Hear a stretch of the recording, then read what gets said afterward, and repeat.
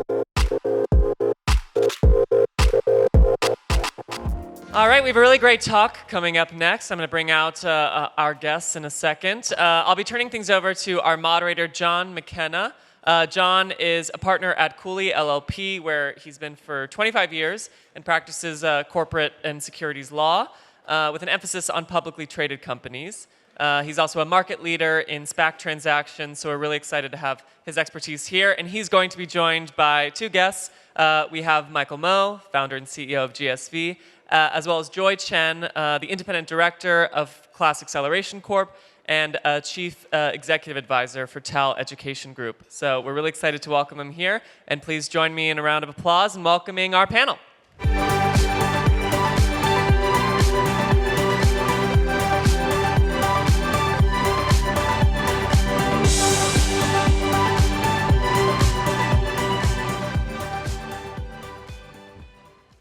Well, since they already did introductions, I guess we'll just jump right into it. With Michael and Joy, we're going to talk a little bit about SPACs and what we're seeing out there today. Joy and Michael are directors, and Michael's the CEO of a SPAC that went public earlier this year called Class Acceleration Corp. It has about $250 million in trust right now, and they're out there looking for targets. So we'll just jump right into it. I'd like just first ask, what drew you to form an education-focused SPAC? Well, one of the reasons why the SPACs have become so popular is that the traditional IPO market's broken. And that's been going on for many, many years. And so even the first SPAC wave, we were involved with our previous firm, Think Equity. So watching both the capital markets evolve, watching the education market evolve, and the fact that in many ways how SPACs have modified some of the things that made them less attractive historically, we just saw it as a perfect time to have a vehicle to support kind of growth stage education technology businesses that, it's either getting a late round of growth private capital, go public in the traditional way, which, is just, kind of a ridiculous process when you kind of go through all the mechanics of it, or have a vehicle that we think we could add real value with.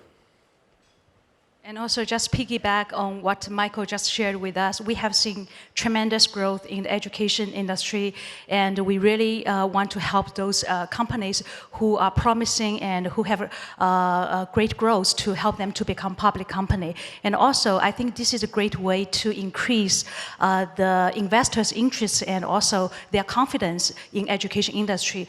Because earlier we have seen some investors, they have been reluctant and skeptical to do investment in education industry because they don't see many opportunities to have the access. But now SPACs, they are disrupting and accelerating a lot of acquisitions and access. And we have seen SPACs have paved the way for more sizable and also larger access. So I think this is a great way to keep the investors being more and more interested and have more and more confidence in this industry. So Joy is really our secret weapon, as you can tell. So what advantages, you touched on it a little briefly there, what advantages do you think doing a SPAC presents versus doing a traditional IPO? Yeah, there's effectively three doors that you can go public with, right? You can go a traditional IPO, that now direct listing has become an option, and the third through a SPAC.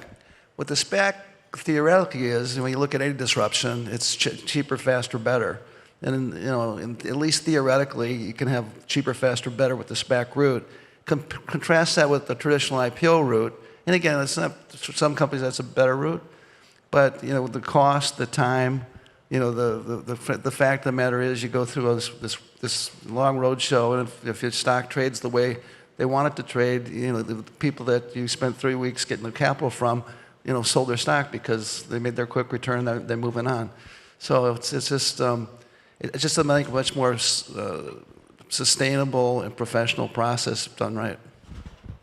And I also think it's more efficient. It takes shorter time, and also for the SPAC mergers, it has more certainty and it is more predictable because we have the upfront valuation and the pricing.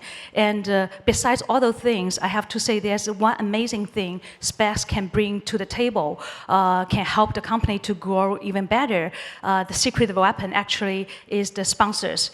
And usually we have seen sponsors like Michael and his team. They are industry leaders and they have tremendous resources and network to help the company to become more successful, especially after the de-SPAC. So one of the things we're seeing as, earlier in this year, the SPAC market kind of really took off. And it's slowed up a little bit for various reasons, like all things eventually do.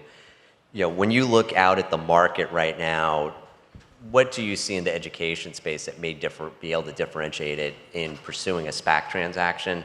And Michael, you're probably pretty tuned into this part of the question with respect to, is there a fundamental set of investors sitting out there that are really, really interested in doing public de-SPACs for education-based companies? Well, the public institutional investor interest in the education technology space is extreme. I mean, there's just tremendous demand because of the fundamentals, and there's very little supply. I mean, we talked about that. There's a total of $220 billion of market cap. The capital markets is $109 trillion. So when you look at the fundamentals of education, great growth investors want to participate. There's just very little places to do it.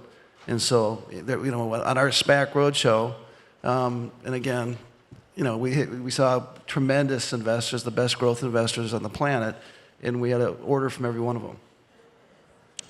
Great. Yeah, it's, personally, I've taken Instructure public twice, but that's the only education tech company that I've actually worked with that's been able to go public. So, when I take a look at the education space and I take a look at SPACs and what they're able to do for other companies, it opens new doors for investment.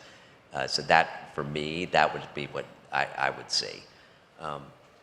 So, we heard a lot about the pipe market earlier this year was a little bit choppy. You talked about your road show for your SPAC, and the SPAC IPO sort of slowed down as we headed into Q2. How do you see the market evolving as we go into Q3 and into the Q3 and Q4 and into next year in the pipe market, and how public investors are going to react to either new SPAC IPOs and de-SPACs, in particular in the education space? Yeah, so I mean, if you look at over the last 2 years, there's been roughly 600 SPACs done, raising $200 billion.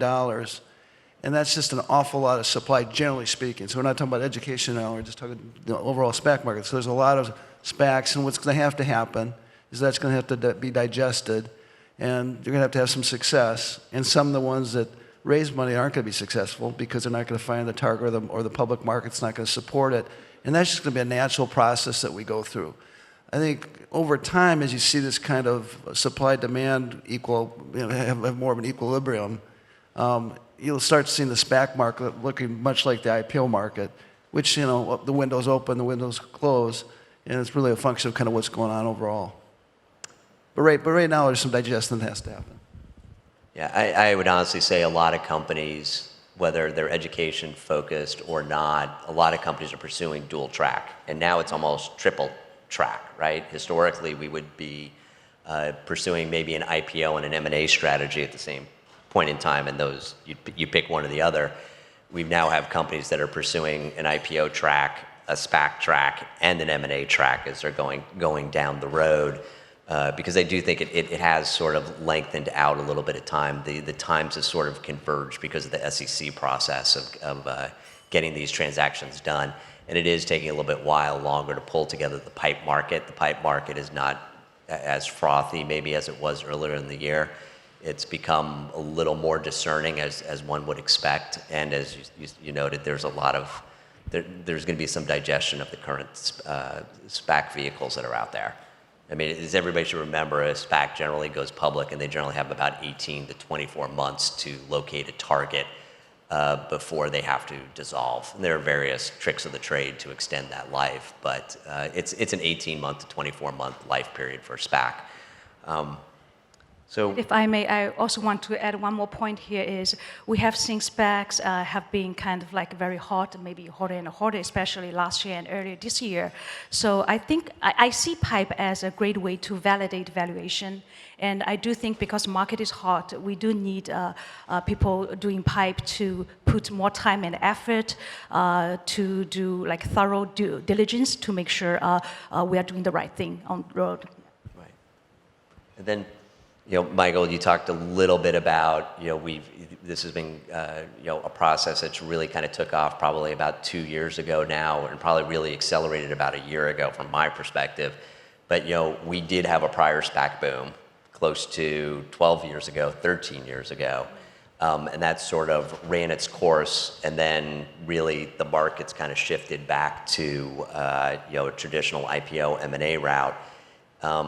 This time, it feels different to me, I guess because we're in San Diego. I'd say it's maybe got its sea legs underneath it, and it may continue to be. Some of the venture capitalists that I've talked to think that it's going to stay, that this is not a fad, that this will become as you pointed out, an exit vehicle, a legitimate exit vehicle for any number of years, and won't kind of disappear like the last time it disappeared.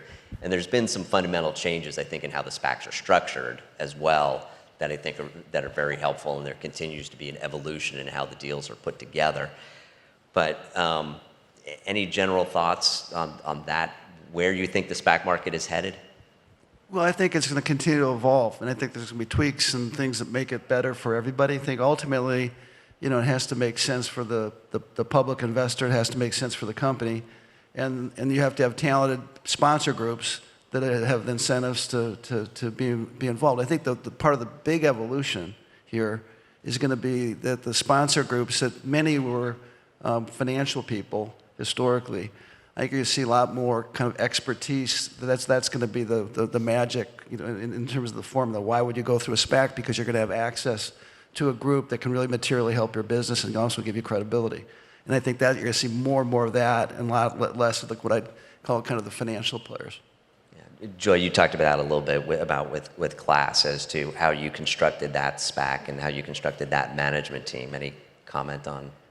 Yeah, actually, I can also comment, like in general, like SPAC team, usually there is a group of like sponsors, most likely they are the industry leaders. They come together, they form this SPAC, and the purpose is to look for an attractive deal so they can do the merger and acquisition.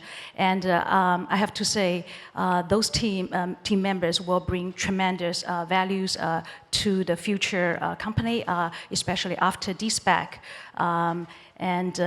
Our class, I think we have Michael, we have Joe, we have Bob, and they have tremendous industry know-how, expertise, not only from education industry, but also from the capital market. So I think that's a perfect kind of combination organization for SPAC. Yeah. Right.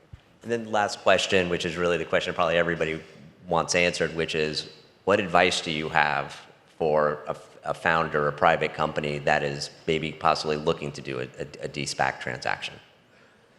Well, I think the best advice is to really understand your options. To your point, there's a number of different SPAC that are public with capital to spend right now. So that's meeting different players just to get an understanding of what different ones bring to the party, and also look at the other routes. There's, as you said, you have the traditional IPO route. You can have, for the appropriate company, a direct listing could make sense. I think for a large consumer type of company, direct listings make a lot of sense. And then, so explore all those and not just necessarily, marry the first person that you went on a date with, right? And I think other than explore all the choices you may have, if you decide to go through the SPAC route and pay attention to figure out who are the sponsors, because that really matters. Those sponsors, they will add value to your company, help your company to grow stronger and bigger in a faster way. And the presence of industry leaders sitting on the board and being part of the game will help you increase the valuation of your company and also increase the prestige of your company. Well, that's kind of the end of our panel. I'd like to take any closing comments. Does anybody want to shout out a question that you have for us? Maybe you can find us in the back of the room later today, maybe. But I'd like to thank Michael, Joy for joining me on the stage today. I'd like to thank ASU and GSV for having us here. And everybody have a good day. Thanks. Thank you.